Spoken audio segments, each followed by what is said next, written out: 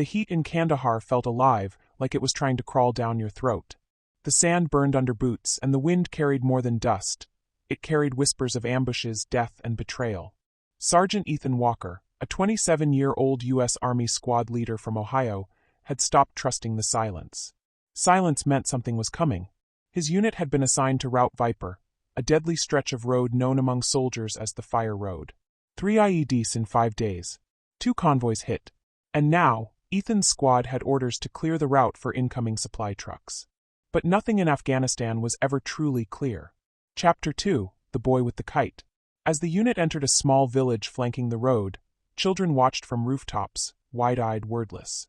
One boy, no older than 10, stood with a tattered red kite in his hand. Ethan made eye contact. The boy didn't smile, just stared. That was the first warning. 10 minutes later, as Private Morales scanned a suspicious pile of rocks with a mine detector, a deafening boom shook the earth. Morales disappeared into dust and flame. Shrapnel cut the air like blades. Men screamed. Ethan hit the ground, ears ringing. They were ambushed. From rooftops, gunfire rained. The peaceful village had become a trap. Chapter 3, Contact Left. Ethan's voice cracked through the radio. Contact left.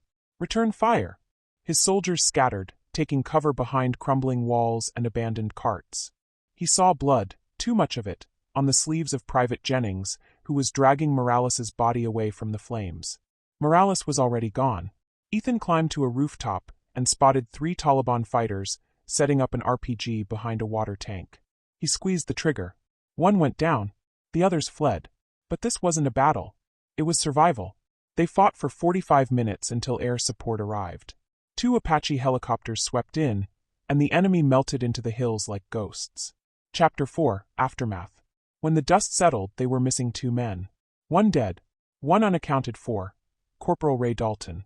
They searched until nightfall but found nothing, just a bloody helmet and drag marks in the sand. That night, Ethan sat outside the outpost, staring at the stars that seemed too quiet, too clean for a place soaked in pain. He lit a cigarette with trembling fingers. The guilt settled in his chest heavier than his gear. Chapter 5, Voices on the Wind. A week later, intel suggested that Corporal Dalton might be alive, held captive in a nearby compound. Command was hesitant. The mission was high risk. Civilian presence high. Ethan didn't wait for approval. He gathered 3 men, Jennings, Kowalski, and Thompson, and went dark at 0300. They moved fast through dry ravines under moonlight, hearts pounding.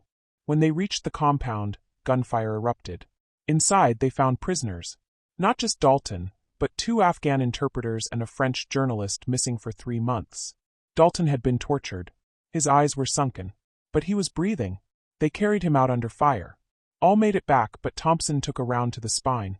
He survived, but never walked again. Chapter 6, Welcome Home.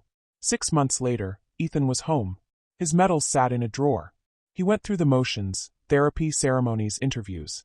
People thanked him, called him a hero, but he didn't feel like one. He remembered Morales's smile, Thompson's jokes, the boy with the red kite, the silence before the explosion, the fire, the screaming. He couldn't sleep. He couldn't forget.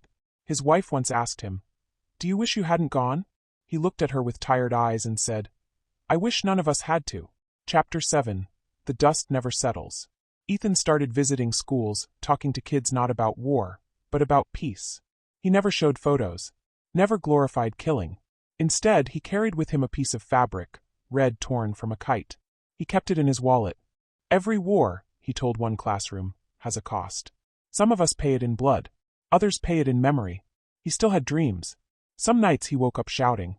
Other nights he'd stare out the window and wonder if the boy with the kite was still alive. Maybe he had joined the fighters. Maybe he was dead. Maybe he had just gone home and never looked back. Final words. Ethan wasn't a politician. Not a general. Just a soldier who had seen what war does, to cities, to bodies, to souls. And he knew one thing for sure. In every war, it's the dust that remains the longest. It settles on memory, on guilt, on everything you carry when the bullets stop flying.